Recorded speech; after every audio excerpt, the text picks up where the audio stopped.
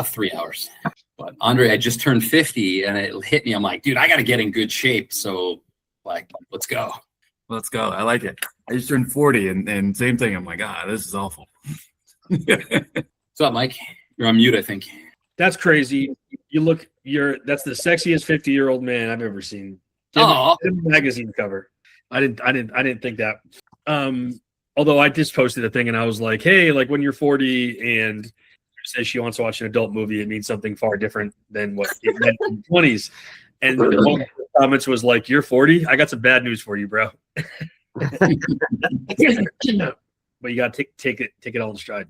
All right, guys, I have to run downstairs and get my coffee. I missed it before the last meeting. If I don't have it now, I'm going to turn to headache mode. So just give me like 30 seconds to get the coffee. Okay. Yeah, I think like the walking pad is like a cheat code. It's like you just put it under your desk and I can still do emails, type. The only thing I have to get off it for is if I'm doing like, which isn't often, if I'm doing like design work where it's like you have to be super like precise. But other than that, it's like you just like blink and it's like a couple hours later and you're like, there's my 10,000 steps. That's awesome. Yeah. And they're cheap. It was like $280 or $300 or something. Wasn't crazy. So we looked into it for our office, for our team. And our HR came back and was like, hey, no, it's a workers' comp liability.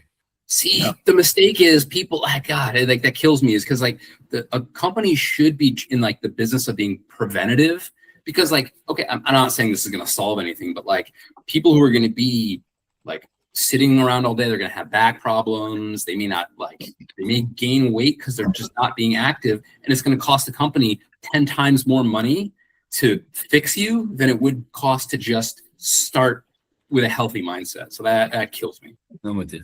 All right. Everybody be healthy. I joined a gym last week, so I'm a health pro. So let me know all your questions. All right. So today what I want to talk about demo and I want to talk about demo and negotiation. I must have just put that on different. Oh, there it is. Demo and negotiation. So when demoing, when talking about our stuff, the philosophy is what we're talking about here is we need to be memorable and repeatable. And a negotiation is about the law. But let me go to the memorable and repeatable. This is true whether you're demoing yourself in an interview or a product or a service, it doesn't matter. But the thing is, think about all the time that you're given in a company, like explaining what it is that you guys do and going through trainings and onboarding, and then how much shit you learn when you're on sales calls, listening to other people about what the product does and blah, blah, blah, blah, blah. And then we go on a call, oftentimes 15 minutes of it's demo of some kind. And then we're like, cool, that's it. You got 15 minutes in a demo while you were like writing an email because not paying attention. And I need you to now be able to communicate the value of our product for the next 6 months while we go through the buying process. This is so true again in interviews, but it's even worse in interviews because in interviews, as the interviewer, I'm talking to maybe 40 people. How the hell am I going to remember you? And it takes so long. It's always like, cool, we'll hire him next month. And it's like, no, it takes like 3 months of like bullshit. And then by the time you're putting an offer, you're like, wait, which one is this again anyways? So it needs to be memorable and repeatable. We've talked previously about, so we'll go to the next level here. We've talked previously about frameworks. Frameworks can help things to be more memorable and repeatable. If I tell you I've got 3 different ways of doing something, that's going to be challenging for you to remember. If I tell you that there's a pyramid of 3 things that matter, and it's this one which goes to this one that's built on top of that, and this one's built on top of that, it'll be a little bit easier to remember. And if I could instead tell some great story about it, even better. So that's what can help make this memorable and repeatable. The second thing that is important with demos in terms of memorable and repeatable is orientation. So when you walk into a store, Macy's, whatever, and you walk into a store, if you can't see or things, you're not going to know where to go. And it makes your brain have to open up and not be able to recognize patterns. So your brain has to be completely on to be like, okay, do I need that information? There's a sign over there. Is that helpful for me to orient myself as to where we're going? I'm buying toys for my kids the other day. I'm at Target or Walmart or wherever the hell it was. And I was like, I have no idea where, Walmart's fucking huge. I'm like, I don't know where to go.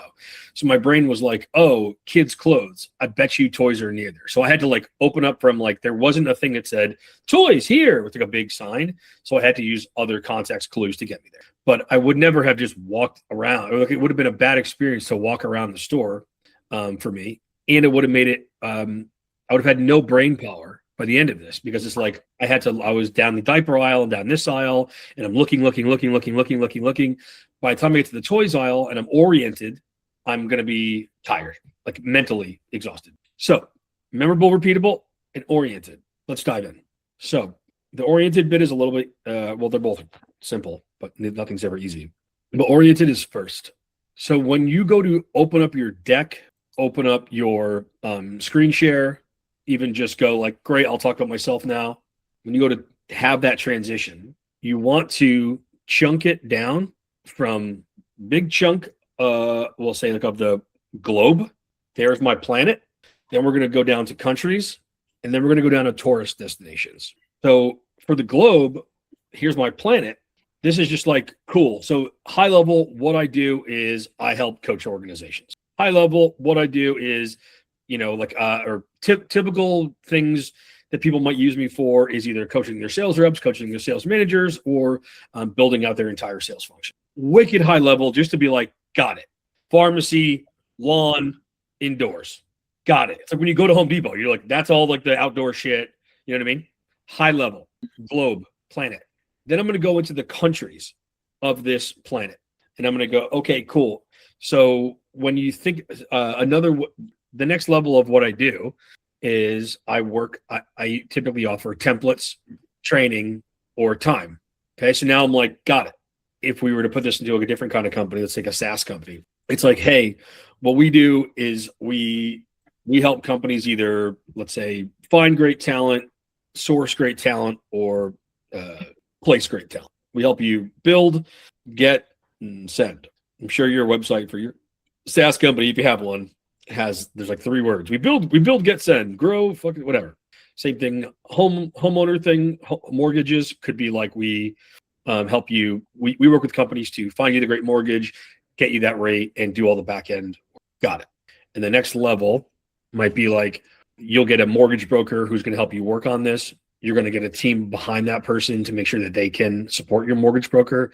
And then we, of course, have all the experience we've had over the last 20 years to make sure we can do it. Cool. All I'm basically saying here, guys, is give it a title, give it a subtitle with a little bit of context. AKA, I'm showing an alien my planet. I'm like, that's my planet. These are the countries. If I don't do that and I just go like, what's up? Cool. So like on this one-on-one template, it's going to show you how you can actually run one-on-ones great. They're like, is this template included? Is this template part of like a bigger thing? Is this just a one-on-one program? I'm so confused. And it's like, what's confusing? I'm showing you a one-on-one template. Well, I'm not oriented. Oh, okay. Well, let me do this. I coach sales managers, be better sales managers. I do it through templates, time, and training. Let's zoom into one of those templates. So for example, here's the one-on-one template. Got it. We're creating the buckets in their head. It's much more clear. You guys with me so far? Yeah. Sweet. So that's the first 2. Then the tourist destination. I call it a tourist destination because that's like, hey, we can go anywhere in the world, but where do you want to go? So the tourist destination is based on what they said in the discovery. Where do you want to start this around the world journey? So what we often do is we go, sweet, let's jump in. And we do what I call a linear demo. So we'll be like, so the first thing we do is we start in California and we get in an airplane and then we'll head to New York and then we go to Paris and then we go to China and then we go to Hawaii and then we're back in California. Or in, let's say, other terms, it's like, so first thing you do is you add your people to the software, and then your people can add, you can set up the functionality for them and they run their trainings inside of the platform. And then all of the reporting comes out at the end of the trainings. And then you can bubble that reporting up to your boss. It's like this linear, like, here's what happens in order. That makes sense in some occasions, primarily when you're talking to like a user who's like, how am I going to use it? But not typically the best. What I want to do is, if I've given enough context around the orientation of where we are, it shouldn't be confusing for me to go into Paris and then Uganda and then Australia, because I'm like, I already know where we're at. Okay, cool. We're zooming the globe around. I already get it. So here's what I mean. So the phrase that I use is when I'm going to tourist destinations, not welcome to Paris, but you mentioned earlier, or you know how you said, and that's it. So I talked to someone about X, Y, or Z, whatever in the discovery, and I'll be like, cool, here's how it works with me. I've got high level, I do coaching. Specifically, I try to help people with either templates time or training. What I want to zoom in today on is, but what you mentioned earlier was that you're really struggling with knowing what to do, just in the first place, what to do. So let me talk to you about the time that you're going to have with me, and specifically the time you're going to have me to ask that question. So when you have a problem and you want to know the answer, you're going to come to office hours, you're going to ask that question. You'll get an answer, you're good to go. The other thing you mentioned is you're spending a couple hours a week on Chat GPT and Googling stuff. Well, let me zoom into a couple of templates that are going to be really critical for you. So these templates right here, where it's going to tell you what to do, how to do it. In fact, this Chat GPT right here that will even show you how to, or give you the information that's specific to how I do things versus Chat just going out in the world. So you guys see how I'm zoomed into their tourist destination of like you mentioned, you said, or you know how you said earlier. You guys picking up on that, right? Yeah. Cool. Sweet. So now I've gone high level, medium level, hyper zoomed in level, and I can bounce around now. And it's okay that I'm bouncing around because they're like, my problem is blank. This makes it memorable because they get the concept, this makes it memorable because in their mind, people's minds, they're like, I have this problem. So when you show the solution, that's what they remember. Like if my wife's like, Mike, why'd you join the gym that you joined? I'm not talking about high level stuff. I'm like, oh, I really wanted some place that was really big. It's huge. And I really wanted a place that was within 5 minutes. This place is within 5 minutes. I think of like why I'm doing something or why I'm pitching it from a pain perspective. I have this problem. Here's their solution. So by doing the tourist destinations, I can easily remember what the solutions are. And then the repeatableness of it is here by using this planet, country, tourist destination analogy, because they have that orientation. So their boss can go, well, but what is it? And it's like, oh, it's like an all-in-one kind of gym where they've got like pools and all sorts of different stuff. But what they're trying to do is be like really family-oriented for people that are families. They also have a bunch of stuff for teams. So it's kind of like an all-in-one. Got it. I now understand this gym. It's an all-in-one gym. That's the high-level pitch of this gym. And then there are some different sections where there's like team stuff and family stuff. And my specific tourist destinations where it's within 5 minutes and it's large. So now I can remember why, I can repeat back why I have that orientation and I have that specific tie-in. You guys with me? I'm going to pause here for pushback, questions, clarifications, that kind of stuff. Now, Mike, when you do this, you focusing on probably 3 different areas, or is it just one and then the next meeting is a different one? Say it again. Well, it depends. It depends. So on the size of the offering. Okay. So typically I'm doing disco demo all the way through in like 20 minutes. Okay. I'm going to go through like the planet, the country, and the tourist destinations. However, oftentimes it's a little bit more complicated than that, in which case the tourist destinations at least it might be another call. Perfect. I think listening to you talk today, it's helping me realize like how weak my discovery game has gotten in the last, working with AEs and channel partners. I have the expectation that they're doing a lot of this discovery up front, but we get into the presentation. It's a great opportunity to confirm, but I'm also thinking, what are some other just like basic discovery things that you recommend that I might be leaving out? Yeah, so two things I'll give you this you can use immediately, which is if I don't have enough information and I stink at discovery, then instead of saying, you mentioned earlier, or you know how you said earlier, I'm going to say, how do you currently? So if I'm at the gym and the person's like, I only got 2 minutes, what's up? Show me the fucking place. I'll be like, cool, before we jump over, high level, we're a gym for everybody. Long story short, we got a section for families, section for kids, section for teams. Cool. So how does it work? Let's zoom in. So now I'm just going to walk over to, I don't have any context, so I have to kind of just go wherever. I'm going to walk over to the pool and I'm going to go, hey man, how do you currently exercise outside of that where it doesn't hurt your joints? I don't. Okay. Is that a problem for you? Do you care? I do. Great. We have a pool. That said though, how do you actually work on your cardio? I'd only do cardio. Well, what have you done in the past? Well, I haven't really done anything. Is this something you really want to book on? Not really. All right, we're going to skip the cardio section. How do you currently?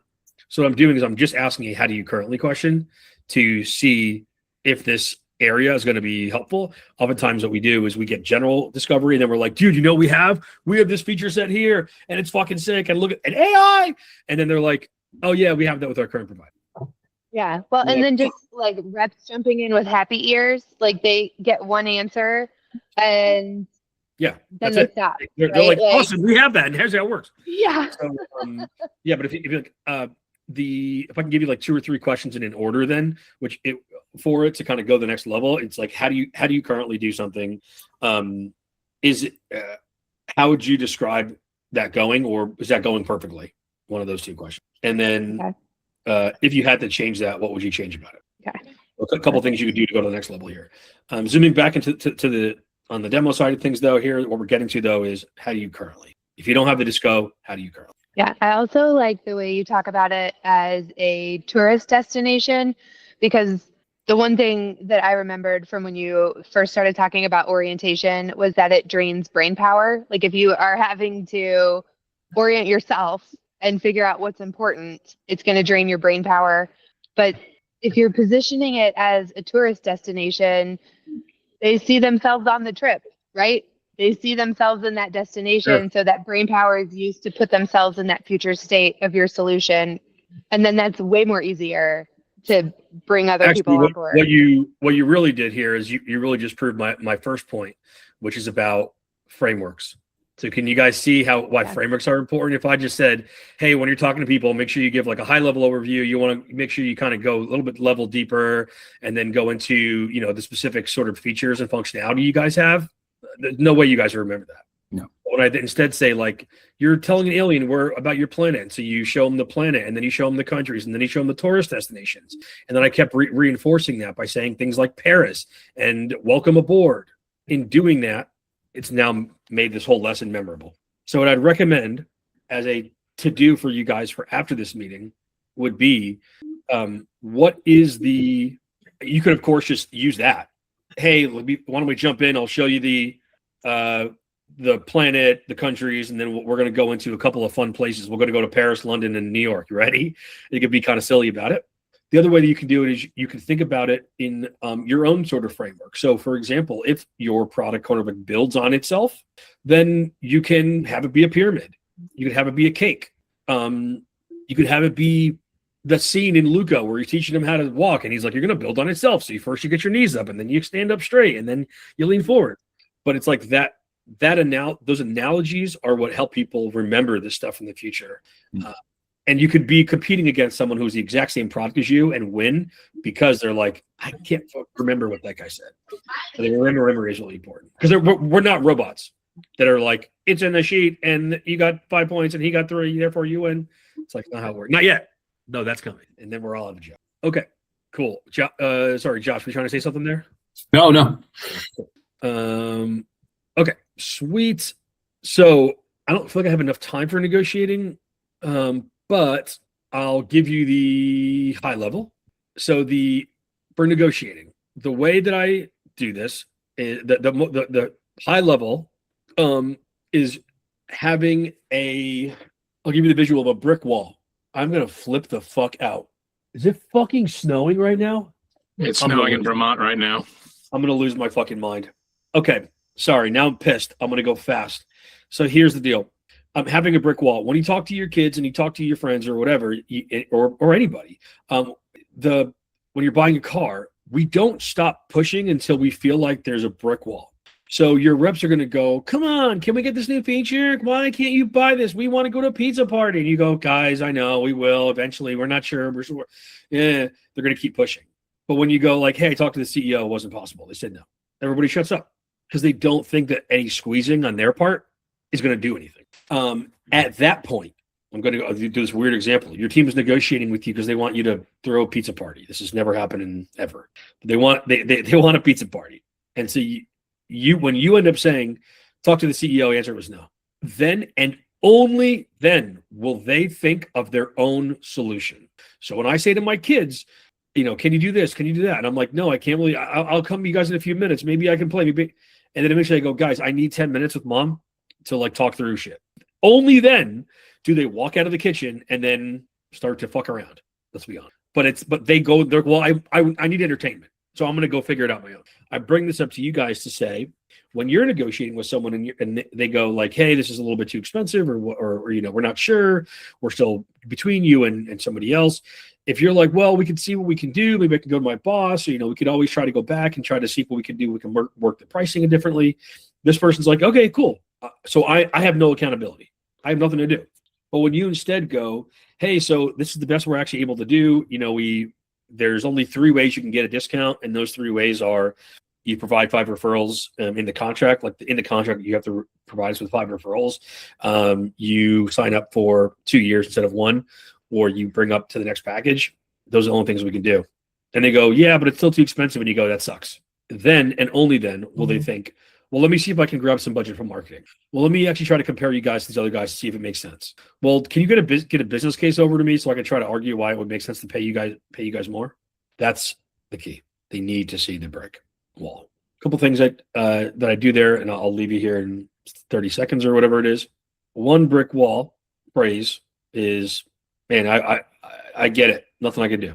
I wish I could do more. Another brick wall phrase is, listen, like, hey, I have a financial incentive to give that to you, but I can't. Like so that's like a brick wall. The other one here is that's all I can do. What can you do? And actually having the nuts to say that. But this is, I do this in calls all the time. Not because I have a lot of guts, but because I've seen it work. And so now I'm more confident saying it. So totally get it. Nothing we can do on our end. What can you do on your end, do you think? That's the brick wall. And then the other thing that I said there for like a half a second is I'm big on offering specific things in exchange for specific things. Not like, I want a discount. We'll see what we could do. Well, maybe if you guys could potentially sign up this week, we could think about, there's better pricing for those that be very, very specific. We provide discounts for 3 reasons. Either 1, you give us 5 referrals or more in a 12-month period of time. Number 2, you become a reference so that if a customer wants to call someone, we could have them call you directly. 3, you guys are on our website as a case study that we could talk about on our website. 4, you guys sign up for 2 years, or 5, you guys sign up for our enterprise package or higher. This makes it feel like I have some agency over getting this discount, and it is legitimate. Those are 5 I just picked at random, but you can pick your 5.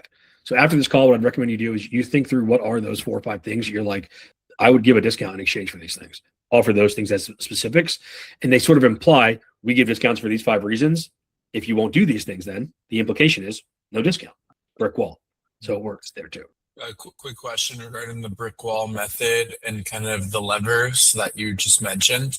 Does it make a difference if you're negotiating? Can you hear me? Or was that muffled? You're good. Does it make a difference if you're negotiating with like a C-suite guy, like a CEO or a CFO or that level versus like someone who's mid-level or even junior? Yes, it's basically the casualness of it. So with the C-suite dude, I'm gonna be like, hey, listen, like obviously we're gonna do whatever. With the C-suite, it's like, hey, we would love to give. Everybody wants to give discounts out to get new customers in, so we can do it for these couple of reasons. What's going to be best for your business? You let me know. You know what's best. Chill. Well, the other one is more. Sorry, I shouldn't say chill. It's the wrong phrase. More transparent. One is assumptive. Yeah, one is more assumptive. Like you and I are both adults in the room. The tone. Hey man, like obviously, if discounting is an issue with companies, so here's how we handle it. With the user or whatever, then it's more friendly. Cool. Like let's figure this out. Here's the things that we do have available to you, so we can figure out how to get this discounted for you. So it's just the tone. And then I gotta jump. I'm already late. Okay. Thank you guys. I love you all. See ya.